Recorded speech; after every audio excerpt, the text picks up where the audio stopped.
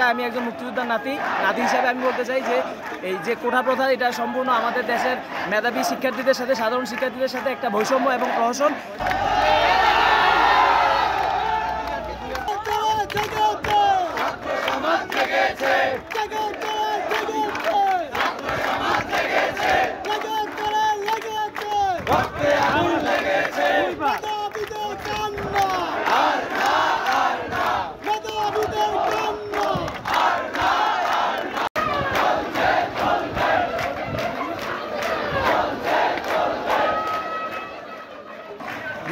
কিছুদিন আগে আমাদের মহামান্য হাইকোর্ট সেটাকে আবার পুনরায় পুনর্বহাল করেছে। আমরা এই কোটা বিরোধী মানে ওই পুনর্বহাল রায়ের বিরুদ্ধে এখানে এসেছি।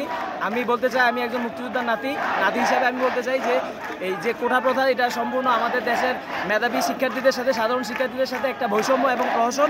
আমি এই প্রহসনের বিরুদ্ধে এবং আমি বলতে চাই যে কোটা 56% যে কোটা আছে সেটা হচ্ছে কমিয়ে 10%-এর নিচে আসা যায় মানা যায়, কিন্তু মুক্তিযোদ্ধাদের ক্ষেত্রে আমি বলতে পারি যে মুক্তিযোদ্ধাদের যে নাতিদের যে ক্ষেত্রে যে কোটা এই কোটাটা হচ্ছে তাদের জন্য প্রাপ্য না। ছেলে মেয়েদের জন্য কোটা রাখা যায়, তাও সেটা সীমিত পরিসরে।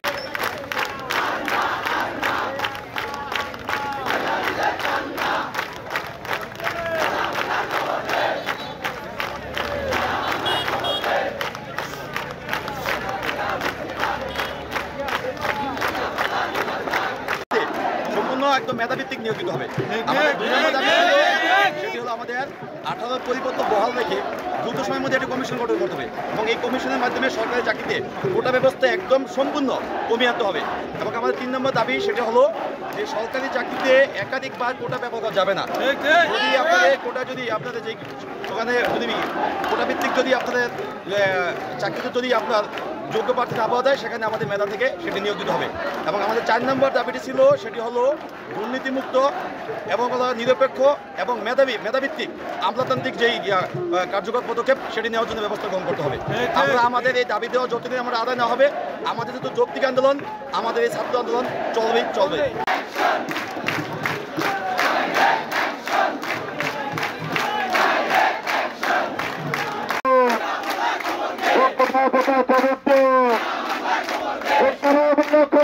আজকে আমরা যে আন্দোলনে সামিল হয়েছি এটা আমাদের আজকে কোটা আন্দোলনের একটা অংশ এবং এই অংশের হিসাবে আমরা আজকে ঢাকা আরিচা সড়কে আমরা অবরোধ করেছি এবং এটার উদ্দেশ্য একটাই, শিক্ষার্থীদের উদ্দেশ্য সাধনের জন্যই আমরা এটা করেছি। আমাদের কোটা আন্দোলন আমাদের বর্তমানে একটি খুব গুরুত্বপূর্ণ ইস্যু হয়ে দাঁড়িয়েছে।